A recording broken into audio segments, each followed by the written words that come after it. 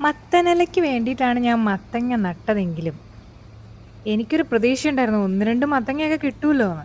അപ്പൊ ഇങ്ങനെ മത്തങ്ങ നോക്കിക്കേ ഉണ്ടായി വന്നപ്പോ ഞാൻ ഓർത്തു, ഓ ഇത് വലുതാവും വലുതാവുംന്ന് ഓർത്ത് നിന്നിട്ട് ഇത് വലുതാകുന്നേ ഇല്ല.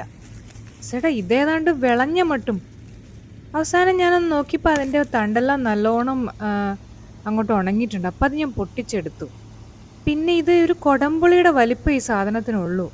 പിന്നെ ഞാനിത് എൻ്റെ പപ്പയോട് പറഞ്ഞപ്പോൾ പപ്പയാണ് പറഞ്ഞത് ഇത് ഓർണമെന്റൽ മത്തങ്ങയാണ്. അതായത് ഇത് നമ്മൾ കറി വെക്കാൻ വേണ്ടി ഉപയോഗിക്കുന്നില്ല. ഇങ്ങനെ കാണാൻ ഭംഗിക്ക് വെക്കാൻ വേണ്ടിയിട്ടുള്ളതാണത്രേ. പക്ഷേ എൻ്റെ ഇല എന്നുള്ള സംരംഭം നടന്നു. എങ്കിലും ഈ മത്തങ്ങ വല്ലാത്ത ചതിയായിപ്പോയി. പക്ഷേ ഇതുകൊണ്ട് വേറൊരു ഗുണമുണ്ട്. പച്ചയ്ക്ക് തിന്നാൻ നല്ല ടേസ്റ്റ് ആണത്രേ. അതൊന്ന് ടെസ്റ്റ് ചെയ്ത് നോക്കാൻ വേണ്ടിയിട്ടാണ് ഇപ്പത്തെ പ്ലാന്.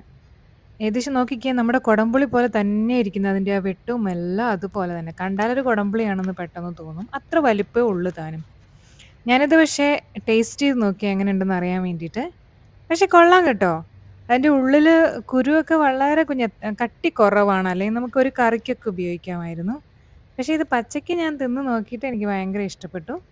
കൊള്ളാം. ഞാൻ ഇത്തിരി സംശയിച്ച് മടിച്ചാണ് കഴിച്ചു നോക്കിയത്. പക്ഷേ നമ്മള് ചവയ്ക്കുമ്പോ നല്ല ടേസ്റ്റുണ്ട്. നമ്മള് പൂളയില്ലേ, കപ്പയൊക്കെ നമ്മള് പച്ചയ്ക്ക് കടിച്ചിട്ടുണ്ടെങ്കിലുള്ള പോലെ നല്ല നൂറൊക്കെ ആയിട്ട്. ടേസ്റ്റുണ്ട്. കുഴപ്പമില്ല. ഏതായാലും നഷ്ടമായില്ല. ഇതിപ്പോ ഉണക്കിയെടുത്ത് ഉണക്കമത്തി വെക്കണ്ട പോലെ വെക്കേണ്ട അവസ്ഥയാണ് നമ്മുടെ മത്തങ്ങ. Anyway, thank you.